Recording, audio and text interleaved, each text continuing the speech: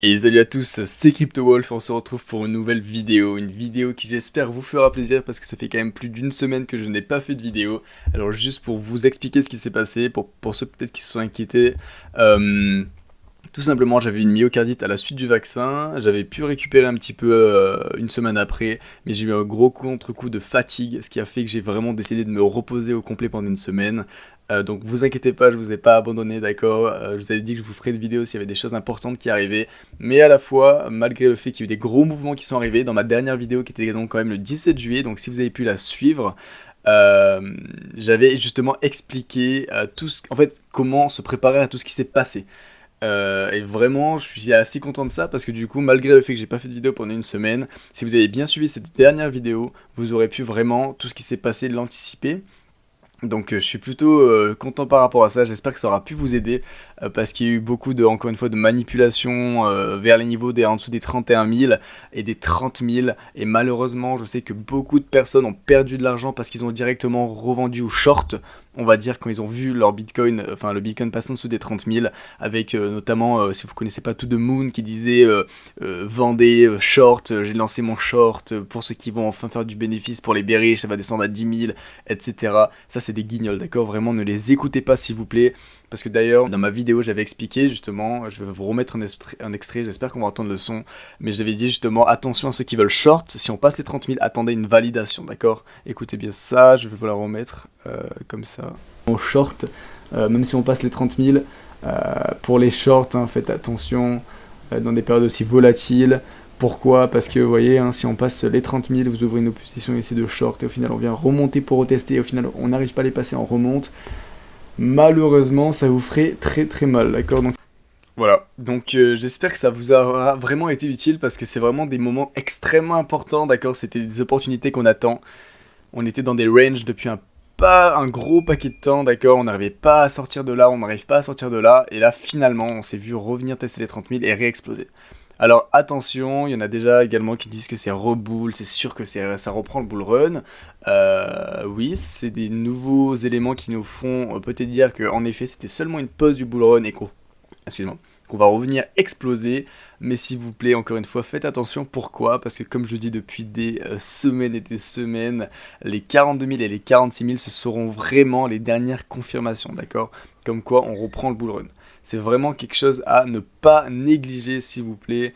Malgré le fait que oui, on a vu une énorme explosion, il faut ne pas oublier que, vous voyez, on a fait quand même un 34% avec un Bitcoin, c'est énorme, hein.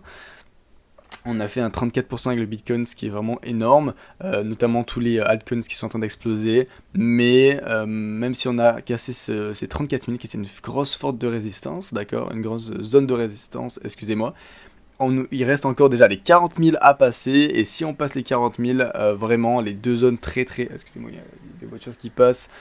Mais les deux zones vraiment importantes, c'est les 42 000 et 46 000. Tant que je ne vois pas ce Bitcoin passer ce cap des 42 000 et 46 000 et vraiment le passer, encore une fois, hein, je vais me répéter, il faut pas attendre que juste ça passe et là c'est sûr on ouvre une open et ça va exploser. Non, parce qu'encore une fois, ça pourrait très bien passer, on n'arrive pas à passer, on redescend en dessous, on remonte, on n'arrivera pas à le casser. Et là c'est la grosse chute, hein.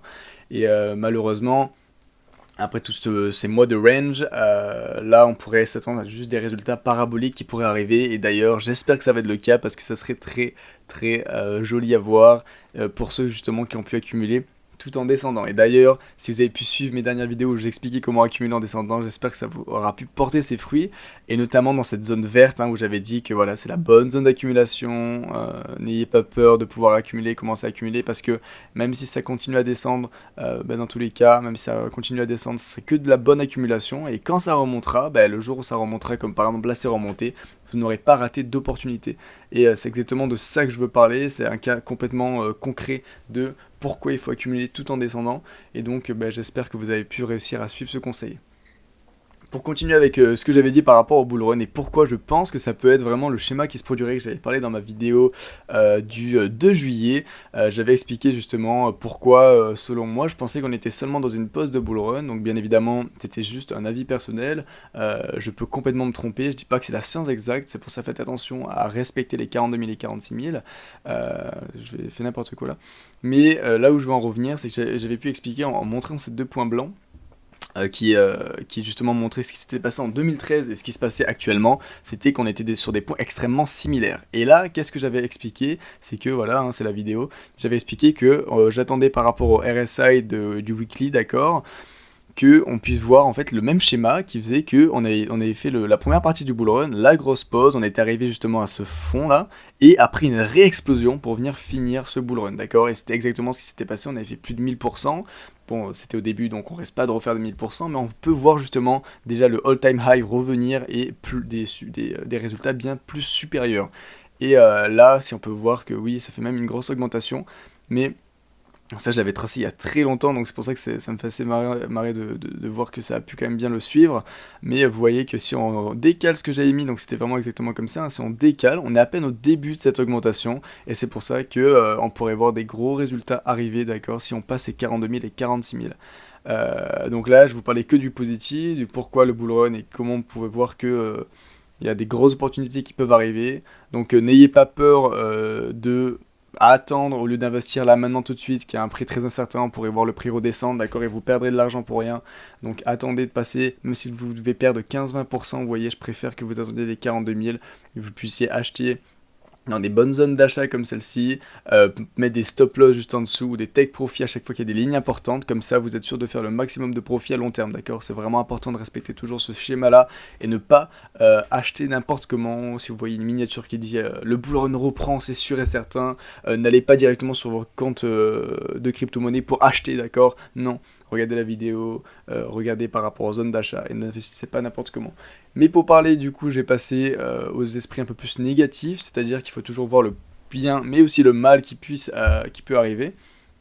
Et en fait, qu'est-ce qui pourrait arriver là maintenant? Alors oui, on vient d'exploser. Par contre, on peut voir qu'il y a encore ces 42 000 qui est quand même une zone très importante. Vous voyez que plusieurs fois on l'a pas passé. C'est à chaque fois là qu'après avoir vu une grosse augmentation, on venait rechuter vers les 30 000. Vous voyez, à chaque fois qu'on est venu chercher les 40 000, tac, on redescendait. On n'arrivait pas à passer 40 000. Donc là, si on voyait justement pour la troisième fois le Bitcoin venir toucher ces 40 000 et pas les passer, malheureusement, ça serait une très mauvaise nouvelle. Et là, on pourrait voir une chute arriver. Bien évidemment, ce serait juste pour vous faire attention dans le sens où il faut mettre des stop loss ici. Par contre, encore une fois, le schéma pourrait se répéter dans le sens où ça serait juste une sorte d'accumulation parce qu'on a fait quand même une grosse augmentation, on peut le voir sur le RSI dans les 4 heures. Donc ça serait juste, on passe pas les 40 000, on panique pas, vous revendez partiellement, on va dire, votre profit que vous avez pu vous faire dans ces lignes aussi importantes là, parce que dans tous les cas, ça sera jamais perdu. Le profit, c'est toujours du profit. Donc si vous pouvez prendre partiellement, c'est parfait dans des zones un peu incertaines comme ça. Et si on voyait justement le Bitcoin toucher pour ensuite redescendre et réussir à accumuler dans cette zone-là, ben c'est parfait. C'est tout le temps des opportunités d'accumulation. Encore une fois, vous accumulez take profit ici, stop loss ici, pour minimiser au maximum les risques justement de la volatilité de ce Bitcoin. Par contre, voilà, ça serait si on voit le prix redescendre en dessous des 34 000 et redescendre en dessous de ces 34 000 pour ensuite retoucher les 30 000. Là, va falloir encore une fois, jouer de la même manière que la dernière fois, voir si les 30 000 passent ou pas, et si les 30 000 sont encore testés, redescendent, mais là ce coup-ci, on n'arrive pas à repasser au-dessus de ces 30 000 et qu'on voit le prix redescendre aux 26 000, là malheureusement ça signifierait la fin du bull run, hein, j'en suis quasiment malheureusement certain, mais voilà, je dis pas que ça va arriver, j'en suis même, j'espère pas et je le pense pas, par contre c'est quelque chose qui peut très fortement arriver, d'accord, donc il faut être conscient de tout ce qui peut se passer, c'est pour ça que je vous ai fait les deux schémas là, hein, en vous disant que il faut être vigilant. Et les seules choses pour bien gérer ses émotions, c'est les bonnes zones d'achat et de support, d'accord? Les 42 000, les 46 000, là oui, ça serait la confirmation de la reprise du bull run. Par contre, si on voyait le prix redescendre, comme il n'a pas pu passer les 40 000, redescendre en dessous de ces 34 000 et enfin toucher ces 30 000 et ne pas, comme là tout à l'heure, enfin ce qui s'est passé la dernière fois, redescendre en dessous puis remonter, si on n'arrive pas à repasser ces 30 000, là malheureusement ça serait très négatif.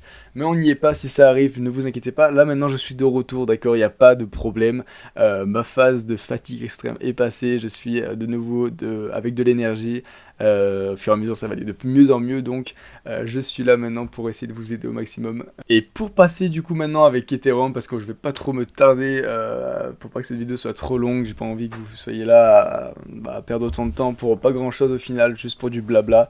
Donc on va passer avec Ethereum, et qu'est-ce qui s'est passé avec Ethereum? On a pu voir qu'on est sorti de ce triangle, d'accord, on est venu parfaitement toucher cette zone d'ailleurs, opportunité d'achat, encore une fois, hein, je vous avais dit, hein, si on passe en dessous de ces zones vertes, accumulez s'il vous plaît, accumulez, et les 1700 est une zone très importante. Je n'ai rien touché sur le graphique depuis plus d'une semaine, donc tout ce qui s'est passé entre temps, vous voyez qu'à partir de là j'ai arrêté de faire des vidéos, donc tout ce qui s'est passé là au final, c'est ce que je vous avais dit dans la vidéo, donc j'espère que ça a également pu vous être utile. Et voilà, on est venu toucher ce fond de ce triangle, on va dire. On est venu le casser vers le haut, donc c'est très positif. On peut voir que, d'ailleurs, je veux vite fait vous en parler après avec Ishimoku. On est sur une zone, sur quelque chose qui est très bullish, aussi bien pour le Bitcoin que pour Ethereum que le Bitcoin. Vous voyez que cette ligne blanche, comme je l'avais dit, il faut qu'elle soit, donc je ne vais pas à chaque fois vous réexpliquer tout, mais pour vraiment faire encore une fois très rapidement, Ishimoku, sans aller dans les détails, c'est quoi? C'est de tous ces nuages, cette ligne bleue, d'accord, cette petite ligne rouge, je vais zoomer comme ça vous pouvez comprendre. Donc Ishimoku, ça comprend ce nuage ici, cette ligne bleue, cette ligne rouge et cette grosse ligne blanche qui est en décalé, d'accord. Vous pouvez remarquer que c'est la seule qui est en retard. Et bien en fait, qu'est-ce qui est très bullish et qui annonce que justement on va peut-être arriver dans quelque chose qui est encore plus bullish.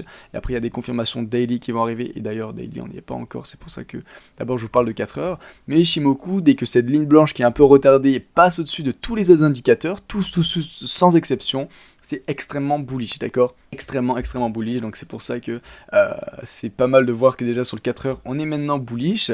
Mais maintenant, qu'est-ce qu'on va attendre? C'est sur le daily, hein, comme je vous avais dit, il faut que justement cette ligne blanche soit au-dessus de ce nuage, et ça correspondrait au-dessus des 46 000 déjà, des 42 000 suivant le temps qu'on va range peut-être pourrait accumuler. Mais en tout cas, pour être, vous voyez, très safe, en tout cas c'est les 46 000, faudra que cette ligne blanche atteigne ces 46 000. Donc voilà, c'est pour ça qu'on va attendre ce signe-là qui soit très safe pour vous prouver que c'est bien la reprise du bull run ou pas.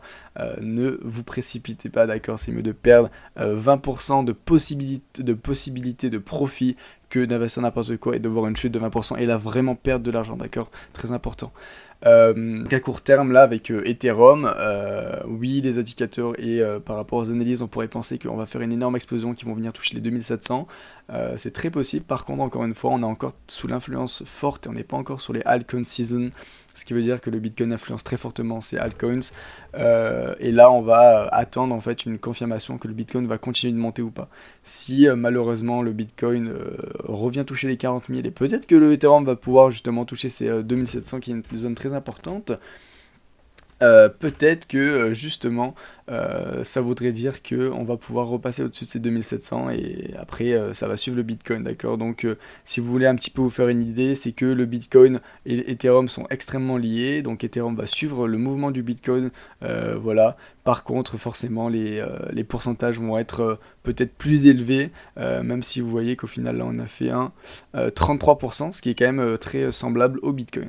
Mais voilà, c'est pour Ethereum, je vais pas vous faire tarder plus là-dessus. La seule chose à voir, c'est qu'on est sur un schéma également bullish, mais j'aime pas trop vous dire ça parce que pour moi, le Bitcoin reste le premier indicateur dans ces périodes-là. Et pour terminer cette vidéo avec Cardano, Cardano a pu justement faire une petite montée dans les zones importantes, ça fait plaisir de voir ça. Vous voyez qu'on est venu également parfaitement toucher cette ligne bleue. J'avais dit, hein, si on passe en dessous de cette ligne bleue, on risque de voir le prix redescendre vers les 0,70, qui aurait suivi justement le prix du Bitcoin dans sa chute. Mais on est venu tenir, hein, d'accord, tout était lié. Hein, ça c'est comme si on parlait des 30 000, le niveau des 30 000 du Bitcoin ou les 1700 de Ethereum. Et on est venu justement les tester, donc très grosse opportunité d'achat. Et là, on est venu repasser au-dessus de ces 1,16, zone très importante, et là on attend de voir si on peut passer dessus de ces 1,45 et après pourquoi pas l'explosion, d'accord. Mais tout ça sera lié au Bitcoin, donc pour l'instant je préfère me focaliser sur le Bitcoin. Donc voilà, j'espère que cette vidéo vous aura plu. J'ai essayé d'être le plus efficace possible et le plus simple, toujours, hein, j'ai pas envie de vous donner des trucs trop techniques pour les personnes qui peut-être s'y connaîtraient pas, et en plus je trouve ça inutile dans ces périodes là, et en plus sur la crypto-monnaie qui est extrêmement volatile. Donc je vais rester vraiment pour vous, enfin dans ces vidéos sur des expressions, on va dire, très basiques pour comprendre facilement. Donc voilà, j'espère que ça vous aura plu. N'hésitez pas à mettre un pouce bleu ou des commentaires, ça fait toujours super plaisir. Pour ceux qui ne me connaissaient pas, un abonnement également, comme ça vous ne ratez pas les prochaines vidéos de ce genre et vous pourrez justement peut-être gérer mieux vos émotions. Donc continuez à bien gérer vos émotions, ne vous inquiétez pas. Et justement, ça permet un petit peu ces périodes-là de souffler un petit peu sur tout ce qui s'est passé, mais restez très bien vigilants, d'accord, on n'est pas encore sorti d'affaire. Donc je vous dis à très bientôt pour de nouvelles vidéos et bonne journée à vous.